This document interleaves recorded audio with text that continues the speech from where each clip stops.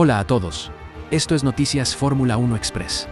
Ferrari se acerca a McLaren en tandas largas de la segunda sección de entrenamiento libre, pero la gran sorpresa fue Nico Hülkenberg en el Sauber. Mercedes se debilita. Red Bull con problema. Aston Martin rápido, pero solo en una vuelta. Todo esto y más, a continuación. Lewis Hamilton impresionó con el neumático blando con un buen stint de tanda larga. Tras el análisis de los neumáticos, solo perdía 0,04 segundos por vuelta respecto a Norris. Leclerc también estaba a poca distancia, a 0,13 segundos. Lo que era particularmente sorprendente era que Ferrari estaba incluso ligeramente por delante en términos de desgaste de neumáticos. Un pequeño rayo de esperanza para la carrera. Sin embargo, la debilidad en vuelta rápida sigue siendo problemática. El circuito de Hungría se considera poco propicio para los adelantamientos y el SF25 pierde mucho tiempo en vuelta rápida, especialmente en el lento sector final. 2 de las 4 décimas que le separan de McLaren pueden atribuirse únicamente a este sector, a pesar de ser el más corto de los tres.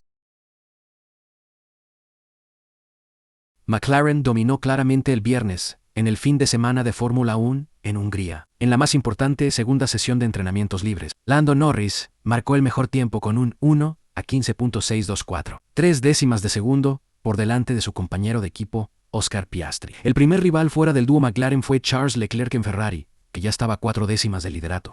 McLaren también marcó la pauta en las tandas largas al final de la sesión con mucha gasolina a bordo. Norris volvió a ser el más rápido, aunque solo por un estrecho margen de 0,03 segundos por delante de Piastri. Sin embargo, Ferrari fue más competitivo en esta fase. En Sauber vuelve a darse una imagen similar. Se quedan rezagados en vuelta rápida, pero el equipo suizo impresiona en tanda larga. Nico solo acabó duodécimo en la segunda sesión de entrenamientos, pero en su simulación de carrera se quedó a solo una décima de segundo por vuelta del líder Norris, lo que le situó incluso ligeramente por delante de Leclerc. Especialmente impresionante la excelente gestión de los neumáticos. Según los datos de nuestro socio tecnológico PACETEQ, los neumáticos E4 de solo se desgastaron 0,066 segundos por vuelta. En comparación, McLaren y Hamilton sufrieron una degradación de los neumáticos de más de 2 décimas por vuelta. Podemos esperar una sorpresa de Sauber. Tal vez por un lado, Hungría ha sido uno de los circuitos favoritos del equipo durante años. Las curvas medio rápidas se adaptan a las características del coche. Por otro lado, es probable que el flojo rendimiento en clasificación en esta pista sea especialmente significativo, con una media de solo 23,3 maniobras de adelantamiento por carrera. El circuito de Budapest es el tercero más difícil de adelantar de todo el calendario de Fórmula 1 de 2025, por detrás de Mónaco 12,0 e Imola 20,7. Kimi Antonelli en el Mercedes mostró una sólida tanda larga, con una diferencia de 0,21 segundos por vuelta. Su compañero de equipo George Russell, por el contrario, tuvo que lidiar con un fuerte desgaste de los neumáticos y solo fue 15 en la clasificación de tandas largas, a 0,49 segundos del líder. En vista de la corta longitud de la pista de Budapest, esta diferencia es un factor significativo. La situación es aún más difícil para Red Bull. Incluso, en la simulación de clasificación, solo fue suficiente para el 9º lugar, y la tanda larga tampoco fue destacable. Max Verstappen se quedó a 0,35 segundos por vuelta del McLaren en carrera, mientras que Yuki Tsunoda fue casi 8 décimas más lento. Un posible rayo de esperanza, el rendimiento del motor. En las simulaciones de clasificación, Verstappen solo alcanzó una velocidad máxima de 305 km por hora. Ferrari estaba en cabeza con 313 km por hora en Red Bull.